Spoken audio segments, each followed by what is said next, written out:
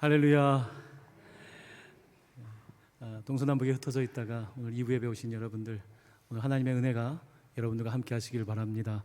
오늘 찬양의 가사처럼 믿음으로 다시 한번 걸어갈 수 있는 그런 위로와 확신을 얻는 이 시간 될 수 있기를 예수님의 이름으로 간절히 축원합니다. 지난 2주 동안에 서신서를 중심으로 말씀을 나누고 있습니다. 갈라디아서를 또 고린도전서를 통해서 저희들이 하나님의 은혜를 나누었다면, 오늘은 야고보서를 통해서 하나님의 은혜를 나누고자 합니다. 야고보라고 하는 이름은 우리 구약에서는 야곱, 영어로는 제이콥이라고 하죠. 예수님의 제자 중에 2명의 야고보가 있습니다. 세베대의 아들 야고보가 있고 또 알페오의 아들 야고보가 있습니다. 근데 오늘 이 야고보서를 쓴 사람은 예수님의 2 제자가 아닙니다. 예수님의 동생 야고보입니다. 예수님에게는 이복 동생들이 있었습니다. 이복 동생들은 요셉과 마리아에게서 난 동생들입니다. 예수님은 성령으로 잉태되어 나셨지요. 마태복음 13장 55절은 예수님의 동생들에 대해서 이렇게 이름을 언급하고 있습니다. 이는 그 목수의 아들이 아니냐, 그 어머니는 마리아, 그 형제들은 야고보, 요셉, 시몬, 유다라 하지 않느냐. 그 외에도 여동생들이 있습니다. 야고보는 바로 예수님 손 아래의 동생입니다. 이 동생 입장에서 형님은 이해하기가 좀 어려웠을 겁니다. 왜냐하면 당시에 장남들이 하는 어떤 가정을 책임지기보다는 하나님의 나라에 미쳐 있었던 형님이었기 때문입니다. 이 형들도 형을 보면서 동생들이 형이 미쳤다고 생각을 했습니다. 야고보가 제일 힘들었을 겁니다. 동생인데 이 동생들을 거느려야 됐기 때문입니다. 요한복음 7장 5절은 이렇게 말씀하고 있습니다. 이는 그 형제들까지도 예수를 믿지 아니함이로라. 그러니까 예수님 살아생전에 예수를 믿는 동생들이 없었다고 분명히 가르치고 있는 것입니다. 예수님이 이런 상황에 대해서 이해하셨고 받아들이셨습니다. 마태복음 13장 57절입니다. 선지자가 자기 고향과 자기 집 외에서는 존경을 받지 않음이 없느니라. 예수님은 혈연 가족이 중요하지 않았던 것이 아닙니다. 혈연 가족보다 더 중요한 하나님의 가족을 만들기 위해서, 하나님의 가족을 만들기 위해서 자신의 보혈의 피를 흘리심으로 말미암아 우리를 가족되게 하신 거죠. 가족이 중요하지 않은 것이 아닙니다. 부모에게 효가 중요하지 않은 것이 아닙니다. 형제의 우애가 중요하지 않은 것이 아니라 더 큰 하나님의 목적을 위해서 예수님은 그렇게 사셨습니다. 하지만 야고보 입장은 다르겠죠. 여러분, 가족 아닙니까? 야고보는 많이 섭섭했을 것이고 형의 그런 모습이 이해되지 않았을 것입니다. 이런 야고보에게 변화가 나타납니다. 그래서 예수님 살아생전이 아닙니다. 예수님 돌아가신 이후에 부활하신 다음에 야고보에게 예수님이 나타나셨다고 성경은 직접적으로 증언을 하고 있습니다. 바로 바울의 편지를 통해서 고린도전서 15장 8절 9절 말씀입니다. 우리 이 말씀 같이 읽겠습니다. 그 후에 야고보에게 보이셨으며 그 후에 모든 사도에게와 맨 나중에 만삭되지 못하여 난 자 같은 내게도 보이셨느니라. 아멘. 부활에 대한 말씀을 하면서 야고보에게 보였다고 분명하게 성경은 기록하고 있습니다. 바로 야고보에게 보이셨고 사도들과 만삭되지 못한 나 바울에게도 나타나셨다고 그렇게 기록을 하고 있습니다. 자, 예수님을 이제 야고보는 다른 관점에서 만나게 됩니다. 형님이 아니라 나의 구세주, 부활하신 하나님의 아들로서 만나게 되고, 이 사건 이후에 그의 삶은 달라지게 됩니다. 예수를 만난 이후에 그는 바로 교회가 생겨나는 오순절 다락방 사건에 아주 중요한 한 사람으로 있었다고 성경은 기록하고 있습니다. 사도행전 1장 14절입니다. 여자들과 예수의 어머니 마리아와 예수의 아우들과 더불어 마음을 같이하여 오로지 기도에 힘쓰더라. 아멘. 그러니까 예수님의 가족들이 예수님 배척했었다면 부활하신 이후에는 동생들이 이제 어머니와 함께 복음을 전하는 사람들이 되었다고 기록하고 있는 것입니다. 특별히 이 야고보가 왜 중요하냐면, 이런 보통 가정의 둘째들이 이제 위에랑 아래 사이에서 좀 피스메이커 역할을 하지 않습니까? 평화를 만드는 역할을 보통 둘째들이 하죠. 이 야고보는 처음에는 예수를 배척했지만 초대교회가 생겨지면서 여러 가지 갈등과 어려움이 있을 때에 야고보는 평화를 만드는 역할을 참 잘했던 사람입니다. 특별히 그의 말은 더 신빙성이 있었을 것입니다. 왜냐하면 예수님에 대해서 가장 배척했던 그 동생이 예수님을 절대로 믿는 사람이 되었고, 또한 부활을 증언하는 사람이 되었고, 또한 오순절 성령 강림 사건을 경험했으니까요. 자, 오순절 성령 강림이 임하고 이제 예루살렘의 교회가 시작됩니다. 그리고 예루살렘의 스데반이 죽음을 당하고 이제 흩어지기 시작하면서 바울 같은 사도를 통해서 교회들이 일어나게 되었죠. 그리고 나서 이 예루살렘에 남았던 가장 중요한 사람이 바로 이 야고보였습니다. 이 예루살렘 주변은 굉장히 큰 박해가 찾아왔습니다. 뿐만 아니라 경제적으로 너무 어려웠습니다. 가뭄이 찾아왔습니다. 그래서 이 마케도니아와 이 고린도 쪽에 있는 성도들이 헌금을 해서, 연보를 해서 예루살렘 교회를 돕는 일까지 할 정도였습니다. 이런 상황에서 예루살렘을 지킨다는 것이 절대로 쉬운 일은 아니었습니다. 하지만 하나님께서는 야고보를 통해서 교회를 지켜나가게 하셨습니다. 뿐만 아니라 예루살렘 교회는 하나의 모교회로서, 마더처치로서 교회들이 여러 가지 어려움을 겪을 때면 이 예루살렘 교회가 중요한 일들을 결정하는 역할을 했던 것입니다. 그 가운데에 바로 야고보가 있었습니다. 교회는 그런데 여러 가지 갈등들이 있는데, 특별히 지난 두 주를 걸쳐서 할례 때문에 교회가 큰 갈등을 겪고 있었다는 것을 들으셨습니다. 여러분, 세례 안 받고 교인이라고 말할 수 있습니까? 말할 수 없죠.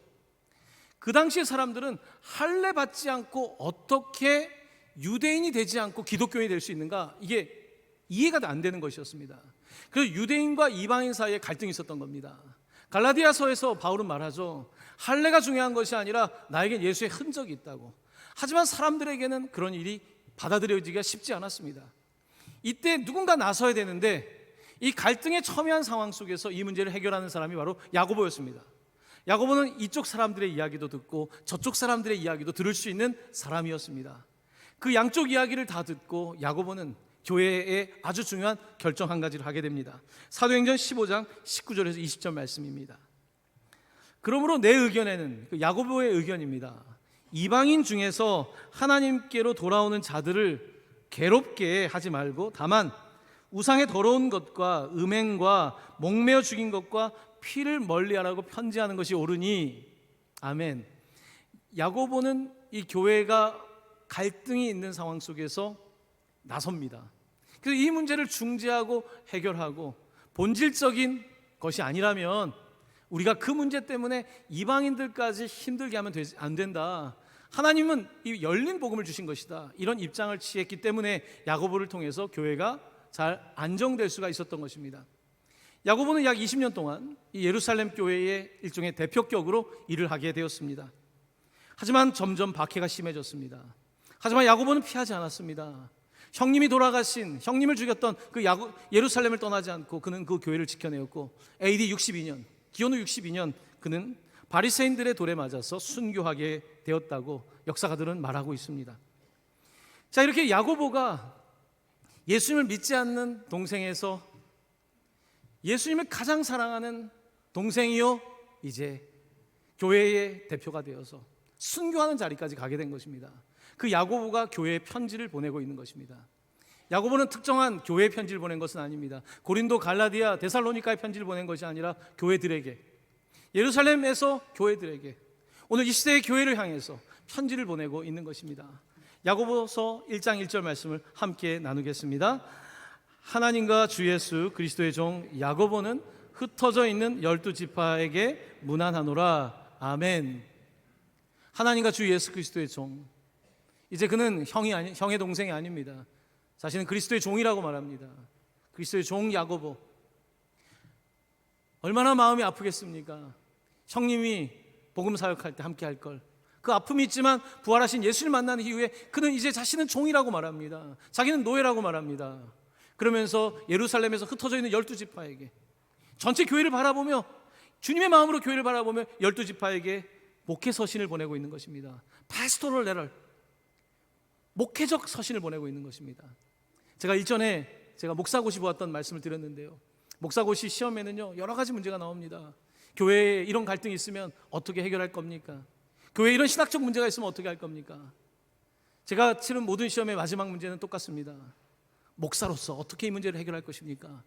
파스토럴, 목회자로서. 법률가로서가 아니라, 시민운동가로서가 아니라, 사회복지사로서가 아니라 목사로서 이 문제를 어떻게 해결할 것입니까? 파스토럴, 양들을 치는 목사로서 이 교회 문제를 어떻게 해결할 것입니까?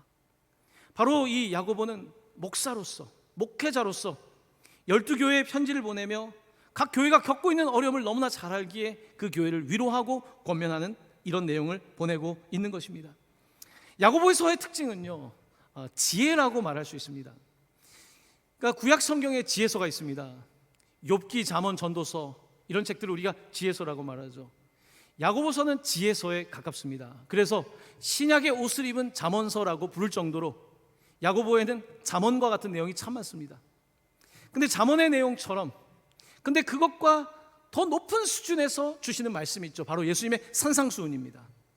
예수님의 산상수훈을 야고보가 소화시키고 잠언을 소화시켜서 쓴 편지가 바로 야고보서라고 말할 수 있는데요, 야고보서의 관심은 여기에 있습니다. 구체적으로 성도들에게 어떻게 실천적 삶을 살 것인지, 믿음으로 구원을 받았다면 어떻게 실천적으로 살 것인지에 대하여 편지를 보내고 있는 것입니다. 왜냐하면 성도들 가운데 믿음을 말하는데 행함이 없는 사람들이 많이 있었던 겁니다. 교회에서는 믿음을 말하지만 세상에서는 행함이 없는 사람들에게 행함이 없는 믿음은 죽은 믿음이라고 말하고 있는 것입니다. 성도이면서 윤리와 도덕의 문제를 가볍게 여기는 사람들을 향해서 윤리와 도덕은 가벼운 문제가 아니라는 것을 강조하고 있는 것입니다. 바로 잠언의 이야기이고 산상수훈의 이야기이고 교회를 향한 하나님의 말씀인 것입니다. 바로 이것이 야고보서의 핵심적인 내용입니다. 어떻게 하면 우리 성도들이 성도답게 살 수 있을까? 이 문제를 다루는 것입니다. 예수님께서는 산상수훈에서 마태복음 5장 48절에서 이런 말씀을 하셨습니다. 우리 이 말씀을 같이 읽겠습니다. 그러므로 하늘에 계신 너희 아버지의 온전하심과 같이 너희도 온전하라. 아멘. 온전함, 오늘 말씀의 키워드입니다. 이 야고보서에는 온전함이라고 하는 이 단어가 7번 사용되고 있습니다. 7번. 우리가 보통 완전수라고 말하죠. 7. 이 온전함이라는 단어가 7번 사용되고 있는데, 이 온전함이라고 하는 단어엔 특별한 의미들이 있습니다. 우리는 이 완벽주의를 요구하는 시대에 살고 있습니다. 100점이 우리는 완벽한 거라고 생각하는 것입니다. 실수가 없는 것이 완벽하다고, 완전하다고 생각합니다. 그렇다고 한다면 성경은 인간에게 완전함을 요구할까요? 인간에게 100점을 요구할까요? 그것은 율법주의죠. 율법 613개의 법을 다 지켜라, 완전하게 지켜라. 그런데 놀라운 것은 완전하게 지키려고 하는데 완전하게 지키는 사람이 없다는 것입니다. 사실 바울과 같은 사람은 613개의 법을 지키는 사람이었습니다. 하지만 법은 지키지만 자기의 내면을 보니까 너무 부패한 거예요. 선한 것이 하나도 없는 것입니다. 법은 지킬 수 있지만 내 생각과 내 동기까지 바뀔 수는 없는 거예요. 인간의 철저한 죄의 문제를 볼 수밖에 없는 것입니다. 오늘 하나님께서는 우리에게 죄 없는 삶을 살라고 하는 게 아닙니다. 죄 없는 삶은 불가능합니다. 모든 사람이 죄를 범하였으면 하나님의 영광에 이를 수 없다라고 성경은 말씀하고 있습니다. 그럼에도 불구하고 예수님께서는 완전함이 아닌 온전함에 대해서 말씀하고 있습니다. 완전과 온전은 다른 것입니다. 그럼 온전이란 어떤 의미일까요? 시간 개념으로 말한다면 경주를 마치는 것을 온전함이라고 말합니다. 우리가 영원히 사는 것이 완전한 거 아닙니까? 하지만 이 땅 가운데 우리가 완전히 영생을 누릴 수는 없습니다. 이 땅 가운데서는요. 그럼에도 불구하고 우리는 이 땅 가운데 선한 싸움을 마칠 수 있습니다. 바울이 선한 싸움을 마친 것처럼 바로 그렇게 이 땅 가운데서 인간이 완전하진 않지만 믿음으로 최선을 다하여 선한 싸움을 다하는 것을 일컬어서 온전하다고 말할 수 있는 것입니다. 여러분, 사람에게 어떻게 실수가 없겠습니까? 실수가 있지만 그럼에도 불구하고 그 사람이 인테그리티를 지키는 것, 그 사람이 일관성을 가지고 성실함을 가지고 말과 행실이 같으려고 노력하고, 바로 이런 사람을 일컬어서 온전하다고 말하는 것입니다. 성경은 온전함을 가르칩니다. 가장 온전함의 대표라고 말하면 다윗일 것입니다.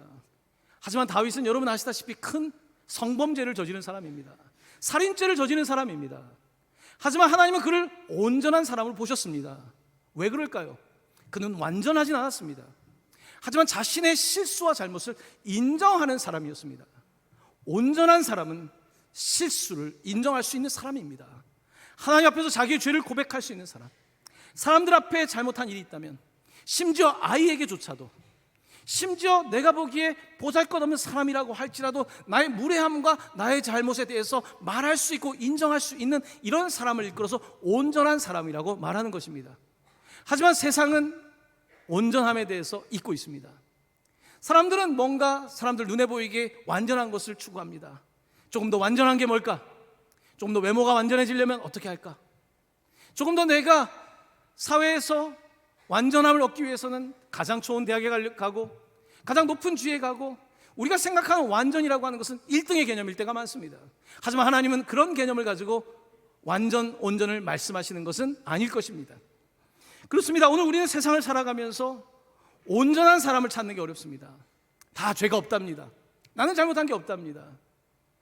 진짜 온전함은 자신을 인정하는 거거든요. 자신의 약점을 인정하는 것을 이끌어서 온전함이라고 말하는 것입니다.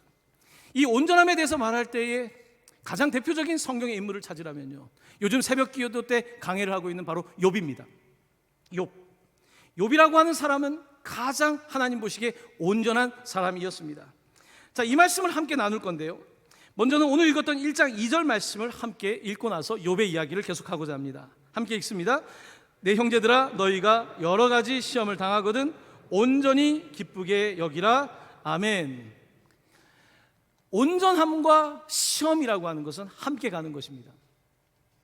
여러분, 온전함은 진공 상태에서, 아주 온실 속에서 아무런 죄도 없고 악도 없는 곳에서 이렇게 예쁘게 자라는 것을 온전이라고 말하지 않습니다.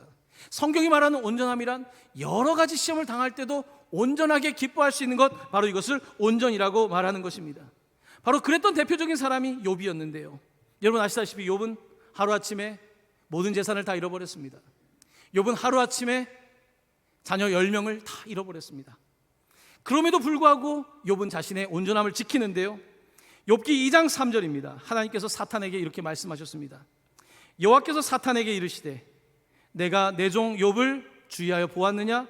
그와 같이 온전하고 정직하여 하나님을 경외하며 악에서 떠난 자가 세상에 없느니라. 내가 나를 충동하여 까닭없이 그를 치게 하였어도 그가 여전히 자기의 무엇을요? 온전함을 굳게 지켰느니라. 아멘. 욥이 온전함을 지켰다는 것은 그가 죄가 없다는 뜻일까요? 그렇지 않습니다.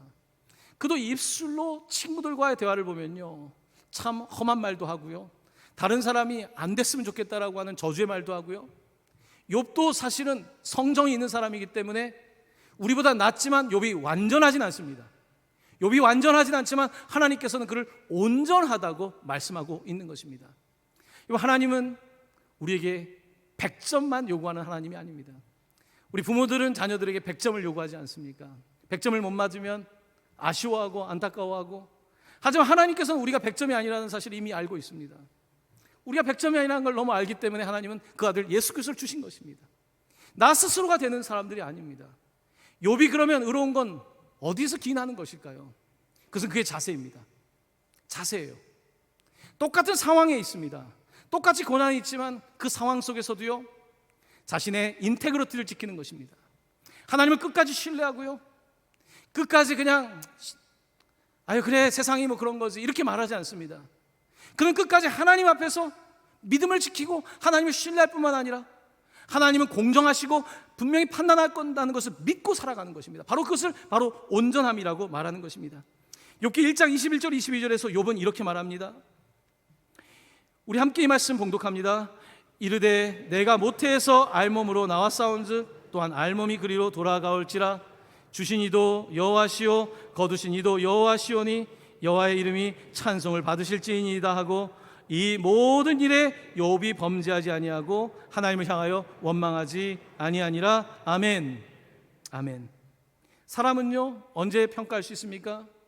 오늘 본문의 말씀처럼 주시니 거두고 가시니, 그러니까 사람을 평가할 수 있을 것은 주었을 때가 아니라 거두었을 때입니다. 건강을 거두었을 때, 욥에게 건강을 거두지 않습니까? 욥의 자녀를 거두지 않습니까? 욥의 재물을 거두지 않습니까? 과연 그럼에도 불구하고 온전함을 지킬 수 있는가? 그럼에도 불구하고 인테그리티를 지킬 수 있는가? 바로 이것을 묻고 있는데, 바로 욥은 이 상황 속에서도 범죄하지 않았다는 것입니다. 하나님을 향하여 원망하지 않았다라고 말씀하고 있습니다. 욥의 싸움은 치열합니다. 욥기를 읽다 보면 그는 계속해서 온전함을 지키기 위해서 싸우는데요. 욥기 23장 10절, 여러분 잘 아는 말씀입니다. 함께 이 말씀도 봉독합니다. 그러나 내가 가는 길을 그가 아시나니 그가 나를 단련하신 후에는 내가 순금같이 되어 나오리라. 아멘. 아멘. 세상적으로 보면요, 그가 큰 범죄한 일은 없습니다. 하지만 그에게도 여전히 불순물이 있는 것입니다. 여전히 불순물이 남아 있습니다. 하나님 보시기에 말입니다. 세상 사람들이 보기에는 대단해 보일지 모르지만 불순물이 있습니다. 그 시련을 통해서 욥은 말합니다. 바로 나를 단련하신 후에는 내가 순금같이 될 것이라고 그는 그렇게 고백합니다. 그리고 욥기 27장 5절 보면요, 그는 온전함을 이렇게 계속해서 말합니다. 함께 말씀을 봉독합니다. 나는 결코 너희를 옳다하지 아니하겠고 내가 죽기 전에는 나의 온전함을 버리지 아니할 것이라. 아멘. 욥은 친구들을 향해서 말합니다. 너희들이 지금 나보다 더 잘 산다고 해서 난 너희들이 옳다고 생각하지 않는다. 내가 지금 이 모양이 됐다고 해서 난 너희들이 옳다고 말하지 않는다. 나는 끝까지 온전함을 지킬 거다.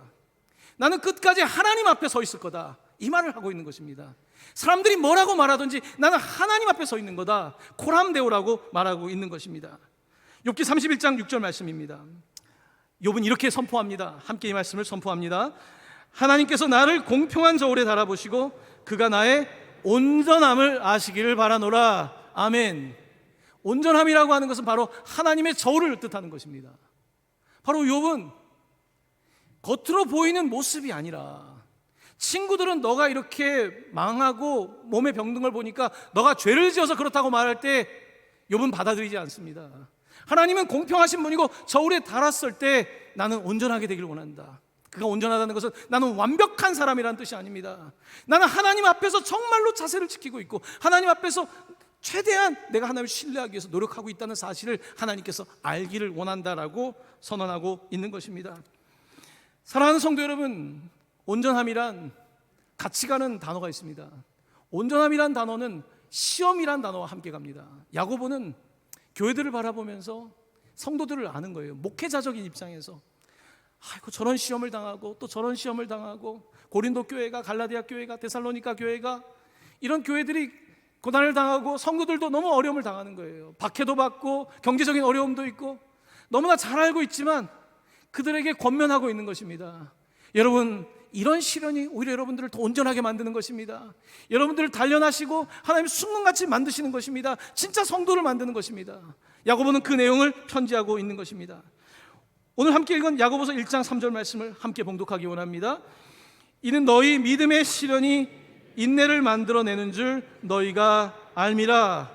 4절 말씀도 연이어서 봉독합니다.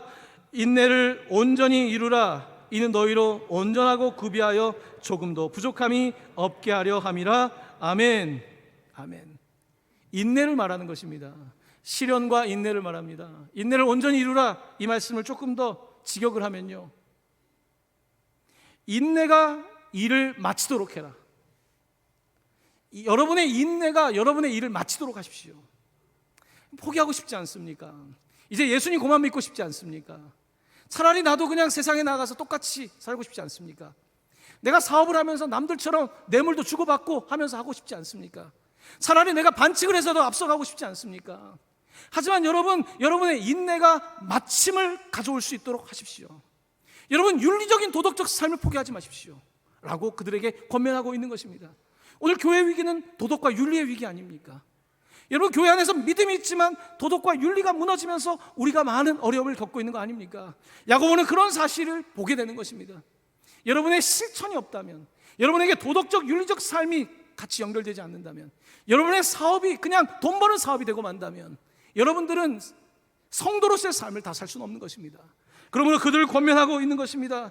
여러분, 인내가 끝까지 가서 여러분의 일을 마치게 하십시오. 그렇게 하는 것이 성도의 삶인 것입니다 라고 편지를 보내고 있는 것입니다. 사랑하는 성도 여러분, 베드로는 완전한 사람이 아닙니다. 하지만 하나님 보시기에 그는 온전한 사람입니다. 그는 예수님을 3번이나 부인했습니다. 하지만 그는 자신의 잘못을 통곡합니다. 그는 약점이 많습니다. 여전히 약점이 많아서요, 그는 이방인들이 왔을 때 갈라디아서에서 바울에게 혼이 납니다. 외식한다고 혼이 납니다. 하지만 그 많은 사람들 앞에 베드로가 망신당하면요, 베드로가 어떻게 해야 됩니까? 바울을 더 뭐라고 해야 되지 않습니까? 베드로는 그걸 받아들입니다. 그 온전한 사람인 겁니다. 여러분, 목사라고 해서 죄가 없습니까? 잘못했을 때 잘못을 받아들일 수 있고요, 내가 아무리 높은 자리에 있어도 받아들일 수 있고요, 부모라 하지만 자식에게라도 비판받을 수 있는 것이 바로 온전함이라는 것입니다. 베드로는 그런 사람이었습니다. 바울도 그런 사람이었습니다. 사람들이 자신을 비난하고 할 때에 받아들일 건 받아들일 수 있는 사람, 바로 이런 사람을 온전한 사람이라고 말하는 것입니다. 사랑하는 성도 여러분, 요즘은요 다 잘못이 없답니다. 요즘 우리나라는 잘못이 없어요. 왜냐하면 잘못했다 그러면요, 이제 꼬리에 꼬리를 물어가지고 나를 무너뜨릴 테니까요. 그러니까 끝까지 숨겨야 되고, 끝까지 걸리지 말아야 되고, 끝까지 고집이라도 피워서 아니라고 말해야 되는 것입니다. 우리 사회의 도덕이 무너졌다는 뜻이겠죠. 윤리가 무너졌다는 뜻이겠죠. 이제 사람들은 더 이상 정직이라고 하는 것이 이 땅을 살아가는 중요한 가치라고 생각하지 않는 것입니다. 사람들은 더 이상 순수라고 하는 것이 중요한 가치라고 생각하지 않는 것입니다. 바로 이것이 오늘 우리 시대의 어려움 아니겠습니까? 요즘 우리 자녀들은 스트레스가 많습니다. 점점 완전한 걸 요구하지 않습니까? 완벽을 요구하지 않습니까? 우리나라 K-팝 가수를 보십시오. 완전을 요구하지 않습니까? 실수가 없지 않습니까? 이렇게 만들어내는 사회 속에서 자녀들이 그 틀 안에 들어가지 않으면 살 방법이 없는 거죠. 내가 그 점수에 도달하지 않으면 방법이 없는 거죠. 이 땅이 얼마나 또 완전을 구합니까? 외모도 완전을 구해요. 요즘은 저는 잘 모르겠는데 여자분들도 보면 늘 머리에다 뭘 말고 다니시더라고요. 처음에는 되게 뭔가 했는데 요즘은 아줌마나 애나 다 머리에, 우리는 뭔가 좀 머리도 좀 이렇게 띄워야 되잖아요. 저 좀 띄워볼까요? 좀 띄워야 되고. 네. 최근에 신방을 갔더니 그 뷰티 이제 이런 샵을 하시는 분 갔더니 성도님들, 여자 집사님들 같이 오셨는데, 목사님 저희들에게 소원이 하나 있습니다. 목사님 눈썹이 너무 흐려서 눈썹을 정말 문신을 하는 것이 저희들의 소원입니다. 그럼 저희들이 더 은혜 받을 겁니다. 이런 말씀을 하시더라고요. 제가 제 몸의 손은 부모님도 못 됐고 제 와이프도 못 됩니다. 이 완전을 요구하는 세상 아닙니까? 그게 잘못됐다는 것이 아닙니다. 우리의 완전을 요구하는 세상 속에 사람들이 점점 실수와 잘못에 대해서 용납할 수 있는 그런 사회적 분위기가 사라지고 있다는 것입니다. 여러분, 교회 공동체는 완전하지 않습니다. 예수님은 완전하지만 예수님을 따라가는 교회도 애를 쓰지만 절대 완전하지 않습니다. 그런 교회를 너무나 잘 알고 있습니다. 그러니까 야고보가 그들에게 권면하고 있는 것입니다. 여러분의 약점도 알고 있습니다. 하지만 우리가 이런 상황 속에서도 계속해서 시련을 이겨내고 이 시련을 통해서 온전함에 이르게 된다라고 말하고 있는 것입니다. 조금 전에 읽었던 4절 말씀입니다. 1장 4절 말씀, 다시 이 말씀 보시기를 바랍니다. 인내를 온전히 이루라. 이는 너희로 온전하고 구비하여 조금도 부족함이 없게 하려 함이라. 아멘. 아멘. 그렇습니다. 구비한다는 것입니다. 온전하고 구비된다. 여러분들이 준비된다는 것입니다. 그래서 부족함이 없다라고 말씀하고 있는 것입니다. 어떻게 하면 이렇게 온전하고 구비할 수 있을까요? 인간에게 나오는 게 아니라는 것입니다. 내가 율법으로 할 수 있는 게 아닙니다. 나의 노력으로, 선한 의지로 되는 것이 아니라고 말합니다. 1장 17절 말씀입니다. 함께 말씀을 봉독합니다. 온갖 좋은 은사와 온전한 선물이 다 위로부터 빛들의 아버지께로부터 내려오나니 그는 변함도 없으시고 회전하는 그림자도 없으시니라. 아멘. 온갖 좋은 은사와 온전한 선물, 온전한 선물. 그냥 이때만 좋은 선물이 아니고 저 때만 좋은 선물이 아니라 항상 좋은 선물, 완벽한 선물, 완전한 선물을 주신다고 말씀하고 있고, 그것은 위로부터 온다라고 말합니다. 사랑하는 성도 여러분, 바울은요 이 놀라운 능력을 얻게 됐어요. 온전함이 무엇인지 알게 됐고요, 완전함이 아니라 바울은 완전하려고 했었어요. 613개의 법을 다 공부했습니다. 요즘 말로 하면요 전교 1등이 아니라 전국 1등 수준입니다. 바울은 그런 사람이에요. 4개국어에 능통했어요. 열심도 있었어요. 그는 613개의 법을 다 지켜내기 때문에 갈라디아 사람들한테 얘기하는 거예요. 여러분들이 자꾸 율법을 얘기할 거면 만점짜리 입장에서 보면 하나 틀렸는데, 너 2개 틀렸는데, 3개 틀렸는데 할 말이 많은 거예요. 할래만 얘기하는 사람들에게 갈라디아서에서 그렇게 말하는 것입니다. 바울은요 깨닫습니다. 나는 완전하지 못해요. 율법을 지켜도 완전한 게 아니에요. 나는 100점이 아니에요. 오직 예수 그리스도 안에서 내가 온전해진다는 사실을 깨닫게 됩니다. 바로 바울은 이것을 깨닫고 나서 비로소 온전해지고 이제 구비하게 되는 거예요. 이제 그의 삶은 어떤 상황도 이겨내는 능력이 되는데요. 빌립보서 4장 12절 13절 말씀입니다. 나는 비천에 처할 줄도 알고 풍부에 처할 줄도 알아. 모든 일 곧 배부름과 배고픔과 풍부와 궁핍에도 처할 줄 아는 일체의 비결을 배웠노라. 내게 능력 주시는 자 안에서 내가 모든 것을 할 수 있느니라. 아멘. 바울은 이제 구비가 된 겁니다. 내가 죄를 안 지으려고 해서 완전한 사람이 아니라 주님, 저는 죄인입니다. 내가 범죄한 사실이 없는 것이 아니라 주님, 내 안에는 겉으로 범죄 행위가 드러나지 않았지만 내 안에는 이미 음란과 내 안에 이미 살인과 말할 수 없는 죄가 있습니다. 그걸 고백하는 거예요.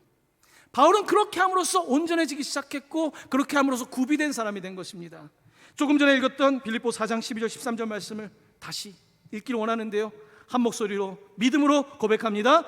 나는 비천에 처할 줄도 알고 풍부에 처할 줄도 알아. 모든 일 곧 배부름과 배고픔과 풍부와 궁핍에도 처할 줄 아는 일체의 비결을 배웠노라. 내게 능력 주시는 자 안에서 내가 모든 것을 할 수 있느니라. 아멘. 아멘. 내가 구비한 것이 아닙니다. 내가 노력한 것이 아닙니다. 예수님을 따라가려다 보니까 내가 구비되어지는 것입니다. 내게 처음부터 시험을 이길 능력이 있는 것이 아닙니다. 예수님이 함께 하시니까 내가 지금 시험을 이겨내고 있는 것입니다. 나도 모르는데 이겨내고 있는 것입니다. 나도 모르게 반환점을 돌고 있고요, 나도 모르게 선한 싸움을 하고 있고요, 나도 모르게 마지막 달려갈 길까지 달려가고 있는 것입니다. 이것은 나의 능력이 아닙니다. 이것은 바로 예수님의 능력인 것입니다. 바로 그 예수의 능력에 대해서 말하는 거예요. 야고보는 예수님의 동생입니다. 여러분, 얼마나 인간적으로 형님한테 미안하겠습니까? 야고보가 교회를 돌보면서 얼마나 무릎 꿇었겠습니까? 예수님 마음이 뭐냐고요. 예수님이 계셨다면 이런 갈등 상황이 어떻게 해야 됩니까? 예수님이 계시다면 저 교회의 아픔 가운데 어떻게 해야 됩니까? 야고보는 하나님께 묻고 예수님께 묻고 그러면서 목회를 감당할 수 있었던 것입니다. 야고보가 던져주는 오늘 놀라운 복음입니다. 야고보서 1장 25절입니다. 같이 말씀 봉독합니다. 자유롭게 하는 온전한 율법을 들여다보고 있는 자는 듣고 잊어버리는 자가 아니요 실천하는 자니 이 사람은 그 행하는 일에 복을 받으리라. 아멘. 여러분, 앞부분을 보십시오. 율법 앞에 달라요. 자유롭게 하는 온전한 율법. 인간을 완전 퍼펙셔니스트, 완벽주의로 묶어놓는 율법이 아니라, 우리의 자녀들을 완벽주의에 묶어놓는 그런 율법이 아니라 자유롭게 하는 온전한 율법. 할렐루야. 자유롭게 하는 온전한 율법. 복음은 우리를 자유롭게 한다는 것입니다. 우리를 완벽하게 만드는 것이 아니라 우리를 온전하게 만든다는 것입니다. 온전하다는 뜻은 뭡니까? 이것은요, 인생의 조각들이 있죠. 살다 보면 어떻게 좌절과 아픔이 없겠습니까? 근데 그 조각들까지 끌어안는 것을 온전한 거라고 말하는 거예요. 그것까지 끌어안는 것, 바로 그런 능력들이 생겨나는 것, 바로 이것이 복음 아니겠습니까? 바로 예수님께서는 법대로 사신 분이 아닙니다. 법을 능가하신 거죠. 법대로 그는 죽을 일이 없습니다. 법대로 십자가에 매달 일이 없습니다. 하지만 법을 능가하여, 법을 은혜로서 능가하시며 그가 십자가에서 달려 돌아가신 것입니다. 바로 그 능력을 말하고 있는 것입니다. 야고보는 그 능력으로 인해서 새로운 삶을 살게 된 것 아니겠습니까? 야고보서 2장 22절 말씀입니다. 함께 봉독합니다. 내가 보거니와 믿음이 그의 행함과 함께 일하고 행함으로 믿음이 온전하게 되었느니라. 아멘. 아멘. 그러니까 성도들에게 믿음 말하지만 행함, 믿음과 행함이 완전하게 온전하게 되기를 원합니다. 고백하는 것입니다. 말씀을 이제 마무리될 때가 다 되었습니다. 야고보서가 한 가지, 여러 가지 그 온전함에 대해서 말하면서 한 가지 강조하는 것이 있습니다. 그것은 인간의 말 실수에 대한 부분입니다. 먼저 이 말씀을 읽고 말씀 나누길 원합니다. 3장 2절입니다. 같이 고백합니다. 우리가 다 실수가 많으니 만일 말에 실수가 없는 자라면 곧 온전한 사람이라 능히 온 몸도 굴레 씌우리라. 아멘. 야고보는 알고 있습니다. 우리가 다 실수가 많다는 걸요. 다 압니다. 자신도 그렇고요. 우리가 실수가 많은 걸 알고 있습니다. 하지만 말에 실수가 없으면 좋겠습니다.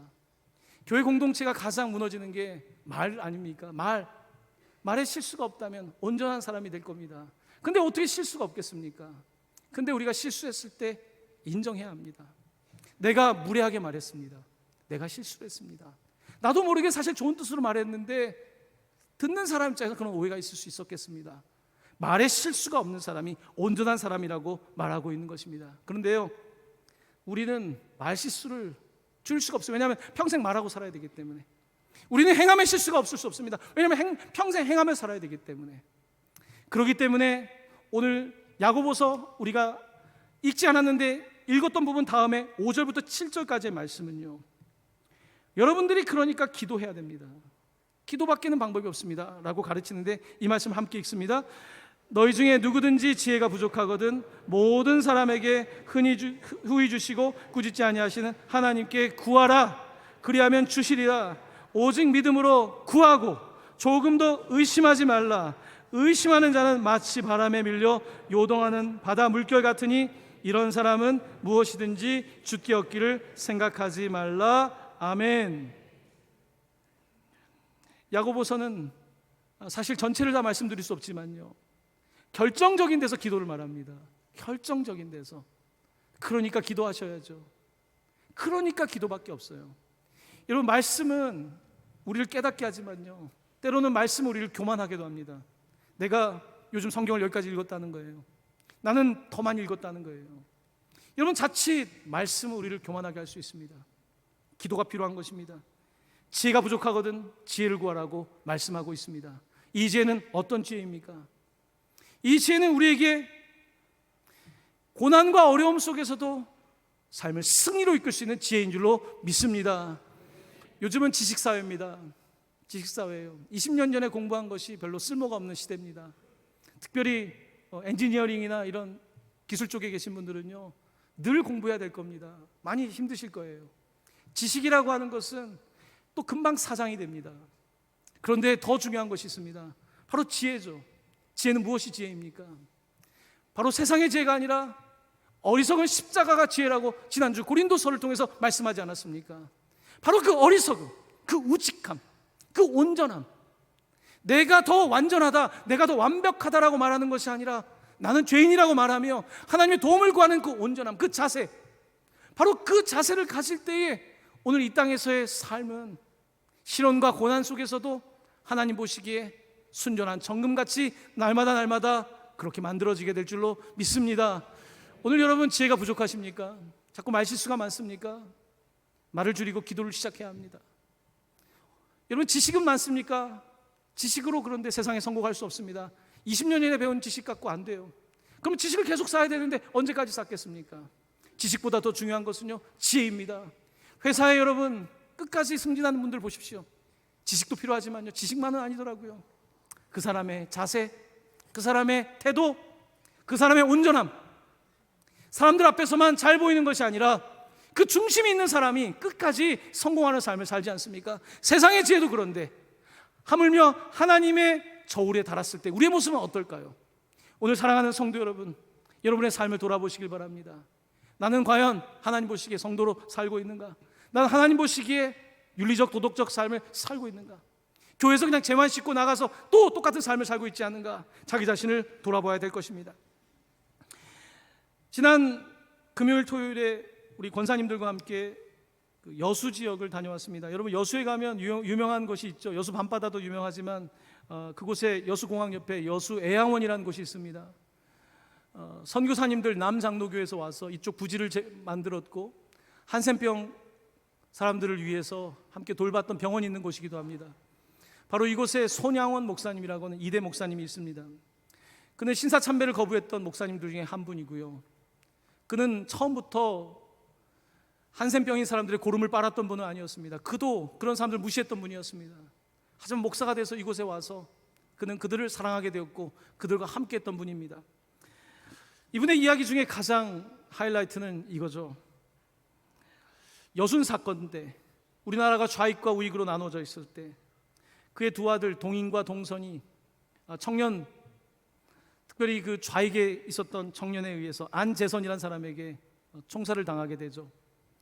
여러분 잘 아시다시피 이 사건 이후에 이 손양원 목사님은 그 자기 아들 둘을 총으로 쏴 죽였던 안재선을 자기의 양아들로 삼습니다. 놀라운 이야기죠. 온전함이죠. 손양원 목사님 처음부터 그런 사람 아니었다는 거예요. 이번에 갔더니 그곳에 있는 전도사님, 손양원 목사님도 원래부터 그랬던 분이 아닌데 점점 이곳에 살아가면서 약한 사람들과 함께하면서 그가 한센병 사람들과 함께하고 그러면서 그도 변화되기 시작한 거예요. 급기야 그는 자신의 두 아들을 죽인 아들을 그가 입양하게 됩니다. 그 안재선 씨가 사형당하기 직전 그를 구출해내죠. 그리고 그 두 아들의 장례식이 있을 때에 그는 9가지 감사 기도를 드리셨습니다. 그 기도 여러분들 들어보셨을 텐데 그 온전함에 관한 기도라고 생각합니다. 9가지 기도를 제가 읽겠습니다. 첫째, 나 같은 죄인의 혈통에서 순교의 자식이 나게 하셨으니 감사합니다. 둘째, 허다한 많은 성도 중에 어찌 이런 보배를 내게 맡겨주셨는지 감사하며. 셋째, 삼남 삼녀 중에서도 가장 아름다운 두 아들 장자와 차자를 바치게 된 나의 축복을 감사합니다. 넷째, 한 아들의 순교도 귀하고 귀하다 하거늘 두 아들이 순교하게 해주심을 감사하고. 다섯째, 예수 믿다가 누워서 죽는 것도 큰 복이라 하거늘 하물며 전도하다가 총살 순교함이라요 함이리요. 여섯째, 미국 가려고 준비하던 내 아들 미국보다 더 좋은 천국 갔으니 내 마음 안심되어 감사함이며. 일곱째, 내 사랑하는 두 아들 총살한 원수를 해결시켜 내 아들 삼고자 하는 마음 주신 하나님께 감사하고. 여덟째, 내 아들의 순교의 열매로 말미암아 무수한 천국의 아들들이 생겨날 것이 믿어지니 감사합니다. 아홉째, 이와 같은 역경 속에서 이상 8가지 진리의 하나님의 사랑을 찾을 수 있는 기쁜 마음, 여유 있는 믿음 주심을 감사하나이다. 아멘. 장례식에서 이 기도를 드렸다고 합니다. 15일 동안 장례가 지속됐는데요, 이곳에서도 기쁜 마음, 여유 있는 마음을 주셨다고 감사를 드리고 있습니다. 온전함에 대해서 우리가 무슨 말을 하겠습니까? 온전함에 대해서 말할 수 있는 사람은 누구도 없습니다. 하나님이 인정하셔야 되는 거죠.